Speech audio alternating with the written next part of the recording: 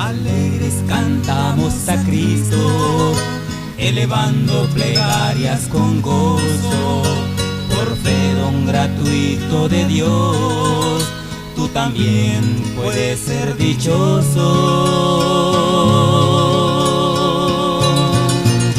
Ahora somos hermanos, héroes por la fe. Ahora somos hermanos, héroes por la fe, creyendo siempre en Jesucristo, creyendo siempre en Jesucristo. Si salvo quieres tú ser, cree solamente en Él, cree. Aleluya, gloria al Señor. Preciosa alabanza, si tan solo puedes creer. Bueno, en esta mañana les saludamos en este programa que siempre comparte nuestro pastor Natividad Ramos, una carta muy maravillosa que es basada sobre la salvación y también a la iglesia que estaba ubicada allá en Roma, aunque gracias a Dios por este hombre que esas cartas nos han ayudado bastante en la actualidad para el día de hoy. Así es que bueno, para no perder más tiempo, el pastor Natividad Ramos en esta mañana una vez más con ustedes. Pastor, muy buenos días y adelante, le escuchamos. Muy buenos días, hermano pastor, hermano Isaí. Muy buenos días, hermanos del auditorio, donde quiera que se encuentren. Verdaderamente esta carta es una delicia y vamos a seguirla disfrutando esta mañana. Hemos prácticamente cruzado el capítulo 5 y debería entrar el día de hoy al capítulo 6, pero creo prudente hacer una especie de resumen o repaso en el capítulo 5 para asociarlo con otros capítulos que nos den una idea muy clara de lo que el apóstol Pablo plantea o ha planteado en este capítulo 5. Somos muy conscientes que esta es una carta de gran profundidad y que puede tener algunas cuestiones difíciles, aunque en realidad no hay tal cosa que no podamos entenderlo. Pero vamos entonces a ir de nuevo a este capítulo. Me parece necesario hacer una especie de repaso para abordar unas cuestiones que aclararán muchas cosas. Y voy a leer de nuevo entonces el capítulo 5, lo que leí en el mensaje pasado, donde el apóstol ha planteado que difícilmente alguien quiera morir por un justo, difícilmente, y sería una audacia, morir por un bueno. ¿Quién va a querer morir por un pecador? Pero no solamente eso, ¿quién va a querer morir por un enemigo? Y nosotros estábamos enemistados con Dios. Sin embargo, el apóstol dice que fuimos reconciliados con Dios por la muerte de su Hijo. Es decir, contrasentido, porque cuando nuestras manos, por así decirlo, le quitaron la vida al Hijo, es cuando la ira de Dios debería haber caído sobre la raza humana, pero resultó en que esto trajo la reconciliación, de tal manera que entonces el apóstol habrá de decir, reconciliados pues con Dios, tenemos paz con Él. Pero en el versículo 12 en adelante, ya con este antecedente, decimos con qué razón él está hablando de la reconciliación. De consiguiente, dice el versículo 12 del capítulo 5, vino la reconciliación por uno, así como el pecado entró en el mundo por un hombre. Note que el apóstol no le pone nombre a esos hombres, solamente los menciona como el uno. Y por el pecado la muerte, y la muerte así pasó a todos los hombres, pues que todos pecaron. Porque hasta la ley el pecado estaba en el mundo, pero no se imputa pecado no habiendo ley. No obstante, reinó la muerte desde Adán hasta Moisés, aún en la figura aún en los que no pecaron, a la manera de la rebelión de Adán, el cual es figura del que había de venir. Mas no como el delito, tal fue el don. Porque si por el delito de aquel uno murieron los muchos, mucho más abundó la gracia de Dios a los muchos y el don por la gracia de un hombre, Jesucristo. Ni tampoco de la manera que por un pecado, así también el don. Porque el juicio a la verdad vino por un pecado para condenación, mas la gracia vino de muchos delitos para justificación. Porque si por un delito reinó la muerte por uno, mucho más reinarán en vida por un Jesucristo los que reciben la abundancia de la gracia y del don de la justicia. Así que de la manera que por un delito vino la culpa a todos los hombres para condenación, así por una justicia, que es la de Cristo, vino la gracia a todos los hombres para justificación de vida.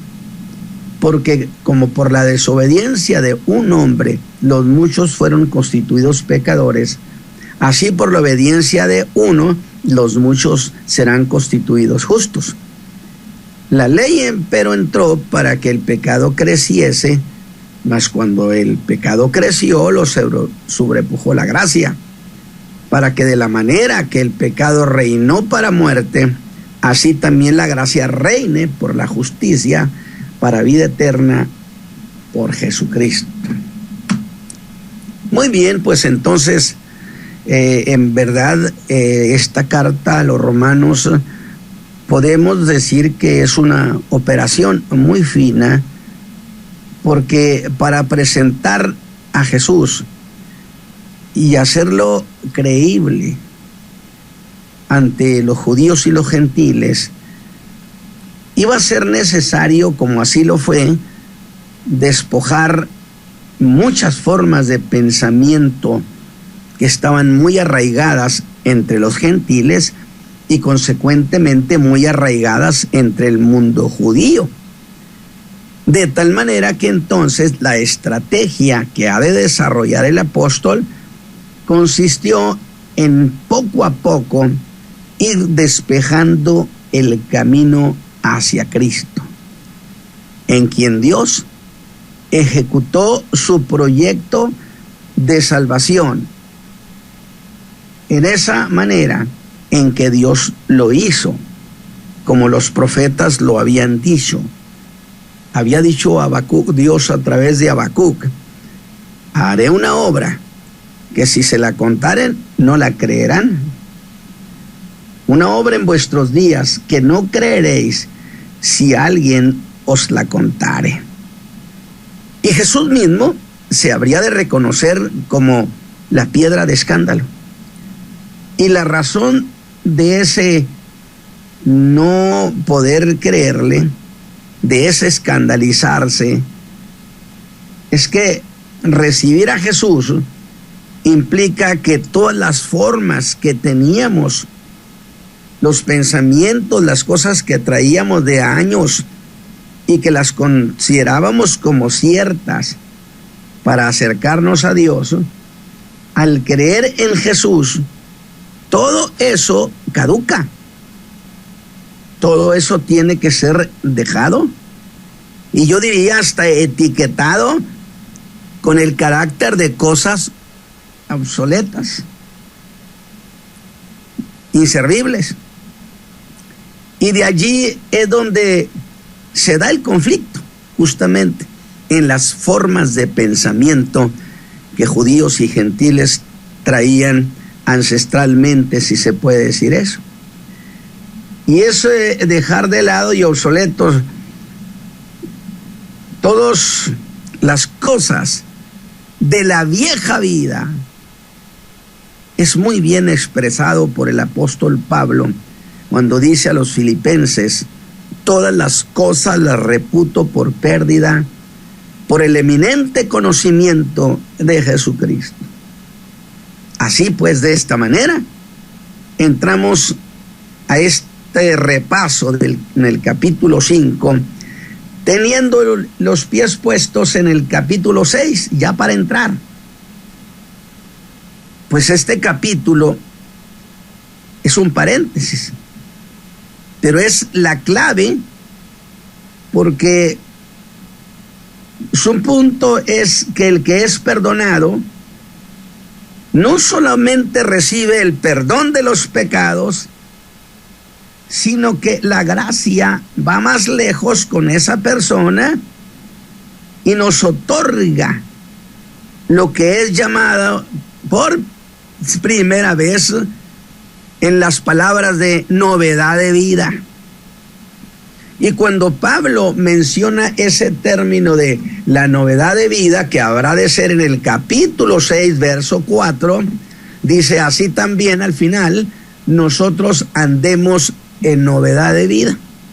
Pero yo quiero que usted, cuando escuche las declaraciones de Pablo, piense que no son ociosas. ¿Por qué usa el término novedad de vida? Bueno, en realidad, para contrastar esta nueva vida con la vieja manera de vivir, que luego será la vieja manera de vivir del viejo hombre. Sin embargo, como el apóstol no escribió en capítulos como los tenemos el día de hoy, él escribió una carta que en total expresaba un cuerpo de ideas. Entonces, para entender los postulados del capítulo 6, debemos necesariamente acudir a repasar el capítulo 5, donde el apóstol hace pues varias declaraciones. En el 12 dijo: de consiguiente vino la reconciliación por uno, así como el pecado entró en el mundo por un hombre, y por el pecado la muerte. Y la muerte así pasó a todos los hombres, puesto que todos pecaron. Pero en el 13, como si se tratara de algo que Pablo de repente se acordó, porque como que ha perdido la idea, dice: porque hasta la ley el pecado estaba en el mundo, pero no se imputa pecado no habiendo ley. Bien, entonces avancemos en esto. En este capítulo 5, realmente el apóstol abre todo un abanico de asuntos que tiene que plantear. Y uno de ellos es precisamente la cuestión del pecado. Pero ¿se acuerda usted que así, fíjese usted el modelo, la manera en que él hace las cosas? Para llevarnos a una idea, nos lleva al origen. Este es un concepto de un principio epistemológico. Resolver las cosas difíciles llevándolas a lo principio. Y entonces, Pablo, ¿quieren que sepamos cómo somos salvos? Vayamos con Abraham, para que él nos diga cómo es que fue salvo. Abraham nos sabrá decir que no fue salvo por la ley, porque la ley todavía no llegaba, que no fue salvo por haberse circuncidado, sino que fue salvo por creerle a Dios. Es decir, Abraham fue salvo siendo incircunciso. Digo, para aquellos que alegan que tiene que estar circuncidado para poder recibir salvación, pues entonces yo dije el mensaje pasado, platique eso con Abraham, porque él dice que fue salvo sin estar circuncidado. Entonces, nos lleva también, en este caso del pecado, el apóstol nos lleva al origen de ese problema. ¿Dónde está el origen? En Adán. Para hacer luego una analogía entre dos hombres. Adán por un lado, Cristo por el otro. Y entonces es cuando dice que por causa del pecado de Adán, escúcheme bien, por causa del pecado de Adán, propiamente se establecieron dos imperios sobre la raza humana, dos señoríos, dos consecuencias sobre nosotros. Uno, el pecado, y el otro, la muerte. ¿Se acuerda usted que yo decía que cuando ellos desobedecieron a Dios, de repente, y yo lo dije de manera figurada, pasa frente a Adán y a Eva, nuestros padres, la figura de un extraño. Y él les dijo que él era el pecado y que ellos eran sus siervos. Detrás de eso pasó otro ser siniestro que dijo que se llamaba la muerte. Dos rivales y amos temibles, implacables, porque el pecado no da tregua y la muerte tampoco. Sin embargo, aunque el apóstol Pablo no minimiza el poder y el señorío del pecado y de la muerte, tampoco se abstiene de establecer una premisa, una verdad, que el delito que causó que vinieran estos dos consecuencias, el pecado y la muerte, el delito ni por mucho es como es el don que Dios nos dio en Jesucristo. ¿Por qué razón? ¿Por qué razón el delito no supera la grandeza del don? Pues por una razón tan sencilla, que porque Adán nunca podrá tener la jerarquía de Cristo. ¿Qué distancia hay entre el delito y el don? Pues la misma distancia que hay entre Adán y Cristo. Distancia infinita. Uno de aquí, el otro del cielo.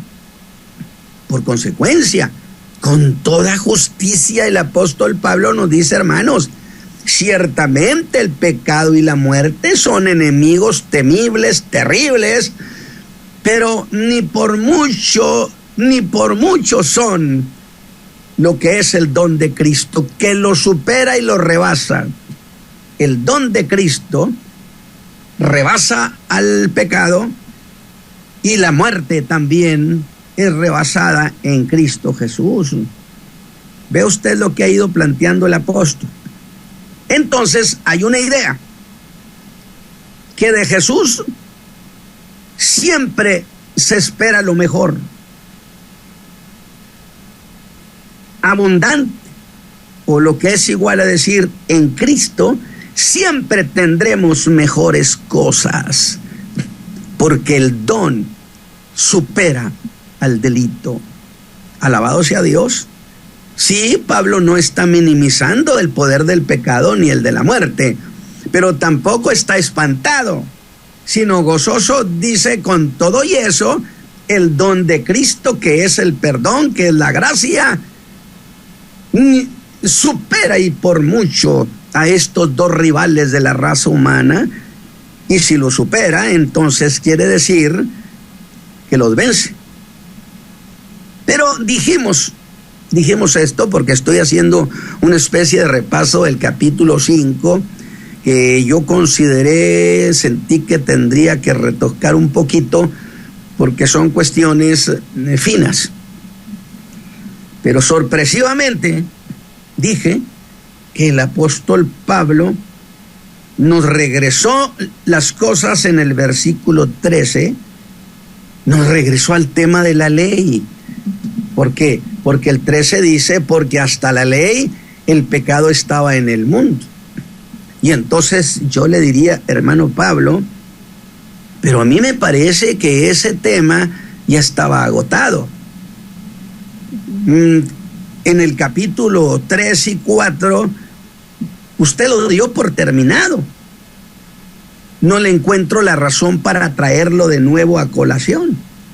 Pero en realidad es cierto, cuando el apóstol Pablo ponga la mira hacia algún lugar, usted también ponga mucho cuidado, porque allí hay algo grande, de tal manera que el apóstol ha volteado a ver de nuevo la cuestión de la ley.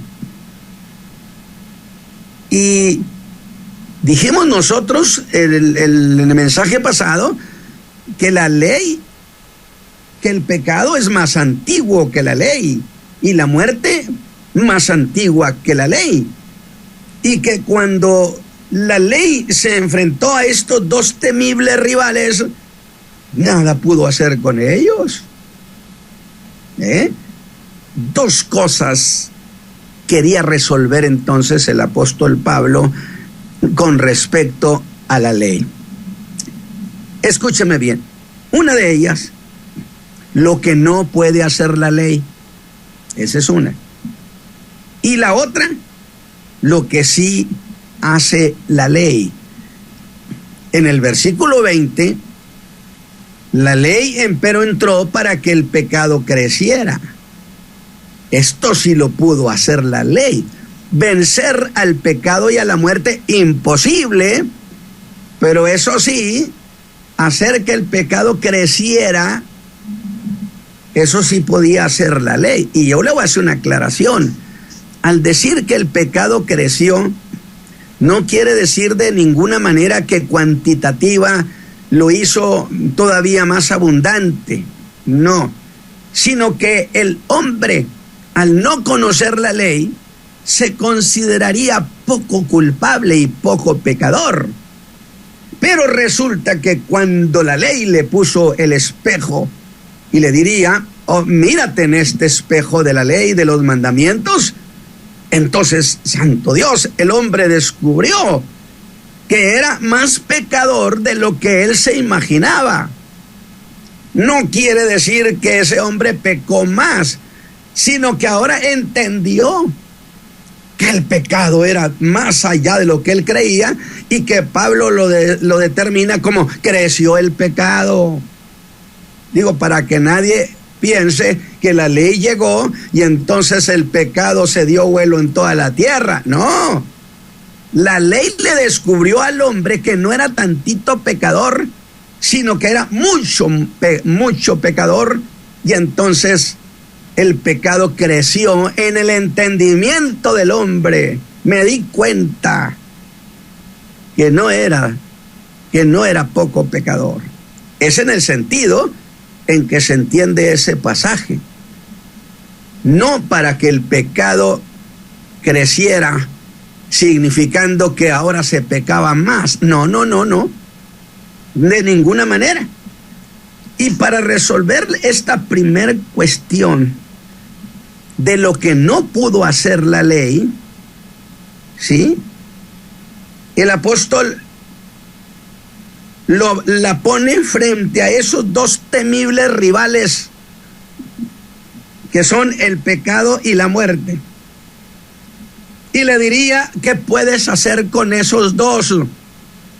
La ley diría, nada, porque a mí no me mandaron a resolver el problema del pecado. A mí me mandaron a mostrarle al hombre qué tan pecador era.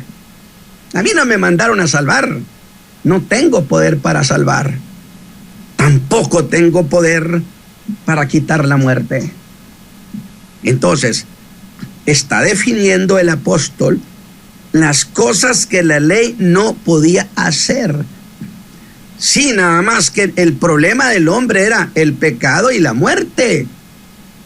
Y si no se resolvía eso, la condición del hombre no cambiaba.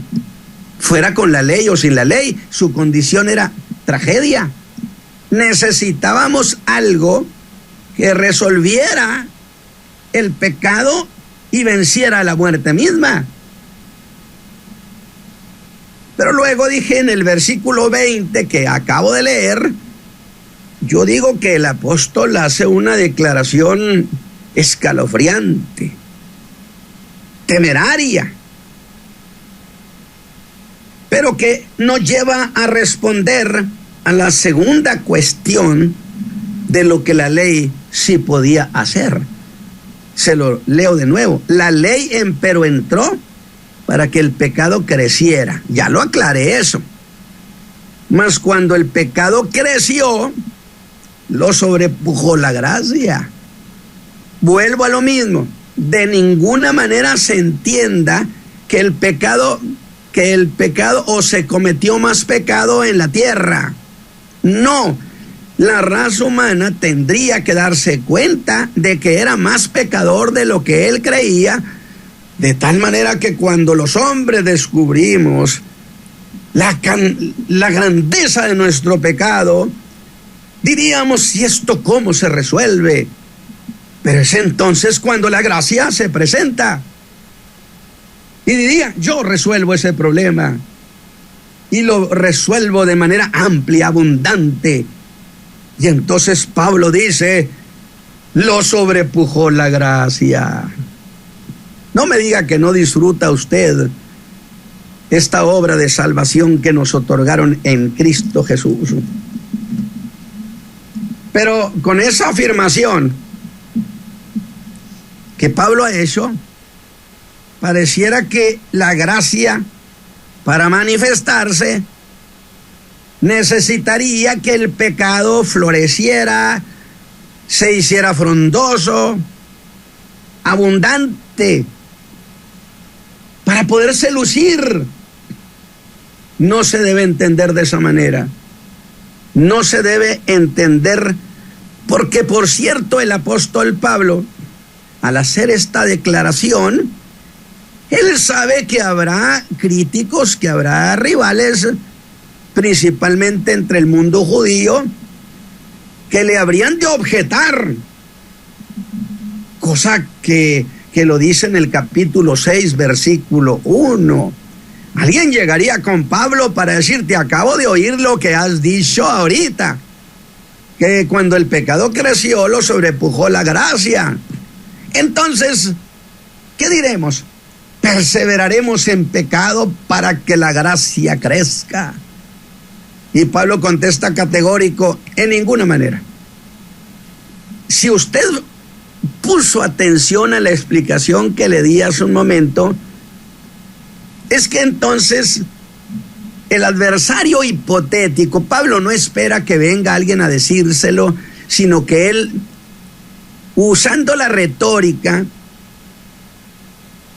hace que se presente un adversario hipotético. Y llega el adversario hipotético en el capítulo 6, preguntando entonces Pablo, ¿perseveraremos en pecado para que la gracia crezca? Con gran agilidad el apóstol dice, de ninguna manera, hermanos. Porque luego hay hasta interpretación de creyentes. No, es que si mi pecado crece y yo fallo, entonces la gracia se manifiesta. No, mijito. El apóstol Pablo no está hablando de eso. Y está diciendo, en ninguna manera.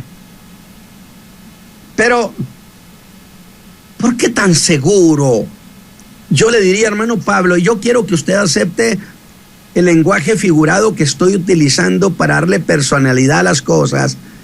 Y yo le diría, hermano Pablo, ¿por qué tan seguro de lo que acaba de decir? ¿Tan seguro? Dice, te voy a decir por qué. Porque cuando el hombre ha sido justificado, algo sucedió en su interior. Algo cambió formalmente. Y a eso, diría Pablo, le voy a llamar la novedad de vida, en contraste con la vieja vida que antes llevaba. De tal manera que tengo toda la razón del mundo, diría el apóstol, para decir que no se trata de vivir en pecado para que la gracia crezca. Yo he dicho que en la medida que el hombre se descubre tan pecador como lo es y se sorprende de que sea tan pecador, él mismo va a decir, necesito que alguien me libere de eso. Y es entonces cuando la gracia de Jesucristo, que le cambia la vida, se gloría y se manifiesta y brilla. Alabado sea Dios. Entonces yo creo que este punto ha quedado claro. Y es aquí donde quiero hacer una maniobra, hermano Isaí. Una maniobra con el permiso de Pablo para hacer una aclaración por contraste. ¿De qué es eso de novedad de vida? Y entonces voy a brincarme todo el capítulo 6 y voy a irme al capítulo 7 para aclarar estas cuestiones. En el capítulo 7 encontramos lo que hizo, lo que no hizo la ley. Ese mismo hombre del que estamos hablando, el apóstol Pablo, que se presenta como el judío que quería y no podía, dijo: no solo sé que esto es bueno, estoy viendo la ley y la ley es justa, santa y buena. Y al leer yo la ley, algo ha pasado en mi corazón, en mi voluntad. ¿Qué cosa? Deseo guardar la ley. Mi voluntad está volcada. Quiero guardar la ley de Dios. Entonces resulta que quiero hacerlo, dice el apóstol Pablo, pero no puedo. Y aquí entramos a esas cuestiones de la grandeza de la gracia. Quiero, pero no puedo. ¿Por qué, Pablo? ¿Por qué no puedes? Dice: porque encuentro dentro de mí otra ley que opera en mis miembros, que es la ley del pecado, y me lleva cautivo al pecado. Ley del pecado, ¿qué cosa es ley? Bueno, ley son mandamientos. Entonces, si la ley del pecado, pues se refiere al dominio, al señorío, a ese reinar que tiene el pecado, que está en mí y que como ejerce señorío me obliga que en vez de guardar los mandamientos de Dios, me vaya a cometer el pecado. Ahora mire, oigamos la declaración de este hombre del capítulo 7. La ley, diría, me pareció magnífica y mi espíritu se deleitó en ella. Estoy ilustrando. Y por el deseo que nació en mi espíritu, quise obedecer esa ley tan santa, justa y buena. Pero cuando quise guardarla, esa ley que es buena y santa, descubrí sorprendido que no podía, aunque yo quería. ¿Qué le parece? Esa es la condición de mucha gente, del hombre en pecado. ¿Cuántas veces quisiera, pero no puede? Quiere dejar la maldad, el pecado, su vida que lleva, y por más que trata de corregir, no puede.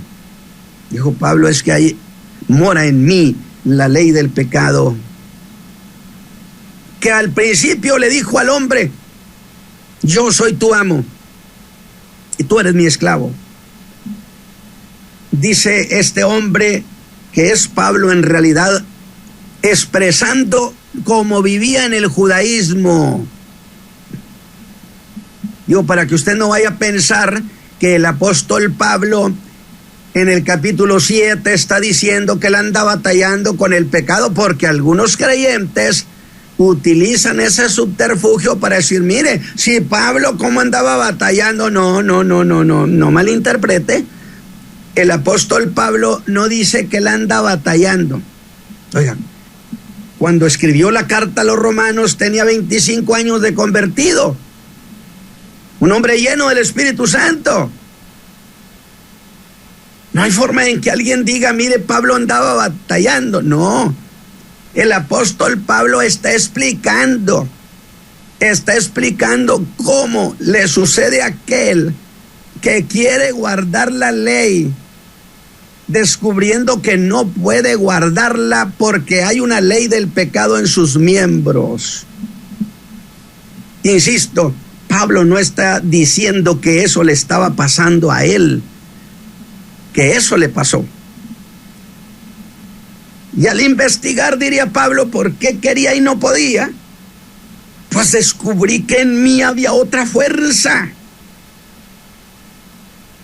en mis miembros. Diría este hombre, y al preguntarle quién era esa ley, me dijo: yo soy el viejo hombre, soy la naturaleza caída. Y me dijo que no me iba a permitir de ninguna manera que yo sirviera a Dios. ¿Qué le parece? El viejo hombre, que por cierto, ¿a cuántas veces se dice se me subió el viejo hombre? Resultó que el viejo hombre, no. Mi Biblia dice que ese fue crucificado con Cristo. Oiga, y si Cristo murió, no me diga que el viejo hombre sobrevivió, por amor de Dios. ¿No dice que fue crucificado juntamente con Cristo para que el cuerpo del pecado fuera deshecho? Pero avanzaremos luego en esas cuestiones, porque aquí es donde luego se patina con la interpretación que no tiene complicación. Y entonces desesperado diría este hombre, volteé a ver la ley y le dije: ¿por qué no me ayudas? Porque yo quiero hacer lo que Dios quiere, pero hay esta ley en mis miembros que no me permite, es la ley del pecado. ¿Por qué no me das ayuda? Y la ley me confesó y me dijo: es que yo no puedo hacer nada por ti en cuestión del pecado. Yo no tengo fuerza ni poder para ayudarte, porque a mí no me mandaron a salvar y no me dieron el poder de salvar. A mí me mandaron y me dijeron que le mostrara al hombre qué tan pecador era, para que el hombre llegara a ser muy consciente de la condición de pecado en la que vivía. Yo solamente lo que hago es prepararlo para que entonces busque quien lo ayude. Alabado sea Dios. ¿Qué le parece esta cuestión tan linda? Entonces este hombre grita desesperado. Y usted lo encuentra ese grito en el capítulo 7, versículo 24, desde el 23. Mas veo otra ley en mis miembros que se rebela contra la ley de mi espíritu. O sea, contra lo que mi espíritu quería y mandaba que se hiciera. Mas veo otra ley en mis miembros que se rebela contra la ley de mi espíritu y que me lleva cautivo a la ley del pecado que está en mis miembros. Y entonces, desesperado ese hombre, porque sabe que está emproblemado, grita, clama y dice: miserable hombre de mí, estoy en la miseria, en la indigencia, porque no tengo nada de qué valerme. Miserable hombre de mí. Yo creo que muchos hombres pueden estar diciendo lo mismo. Y luego pregunta: ¿quién me librará del cuerpo de esta muerte? ¿Quién me puede entonces a mí librar de este imperio? Alabado sea Dios. Y entonces alguien gritó y le contestó y le dijo: yo puedo hacerlo. Y volteé a verlo y me dijo que ella se llamaba la gracia. Y luego me dijo: y te presento al autor de la gracia, Jesucristo, el Hijo del Dios viviente. Entonces mi grito fue respondido por alguien que podía vencer a ese imperio. ¡Qué precioso! Yo soy mayor que el delito, dijo él. Y mi imperio, diría la gracia, viene de Jesús, que es superior a Adán. el delito es grande, pero la gracia de Jesucristo es mayor, porque Jesús es mayor que todos los hombres. Soy la gracia.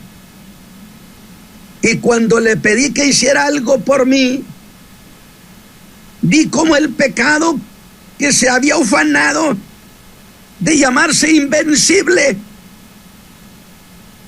se retiró, reconociendo que no podía contra la gracia ninguna cosa, porque esta gracia era el mismo poder de lo alto, desplegado por el Hijo de Dios para darme mi salvación.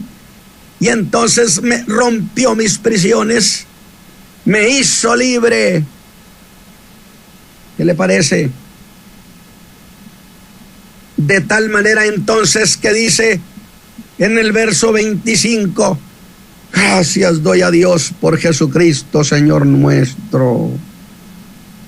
Que por cierto, esta primera parte del versículo 25 corresponde a la primera parte del capítulo 8.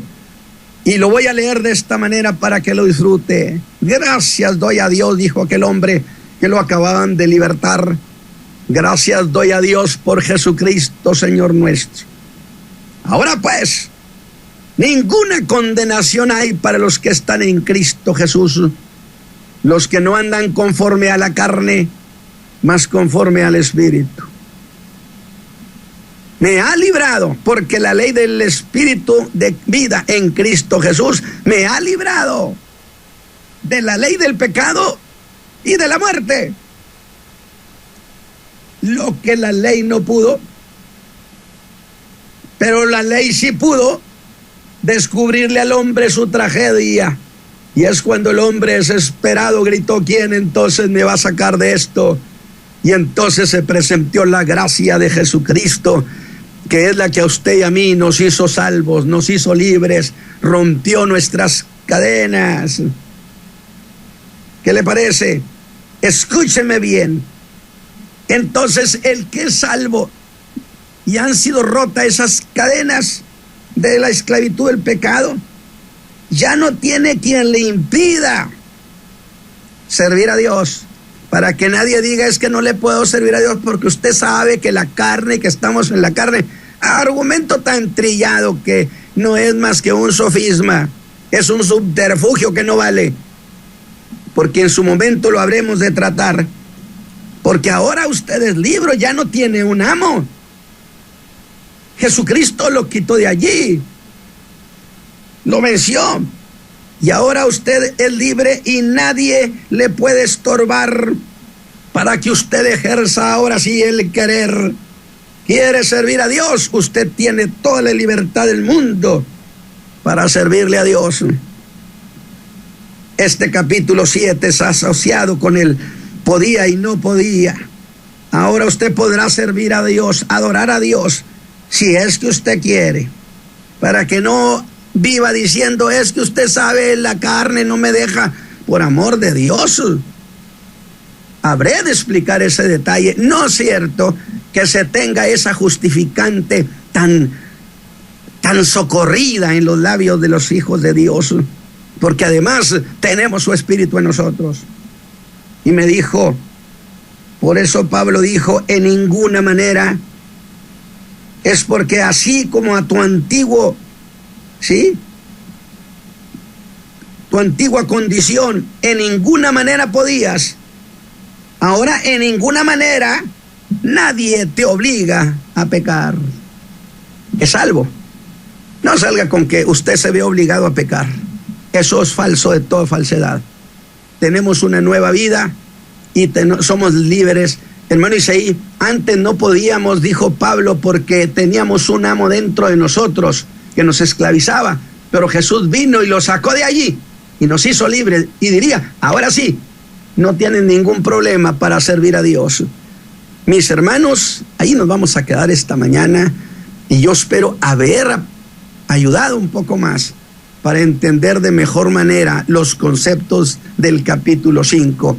Y gracias a Dios por esta oportunidad, gracias al capítulo 6, que me haya concedido haber hecho esa omisión, y gracias al capítulo 7 porque me permitió entrar antes de tiempo.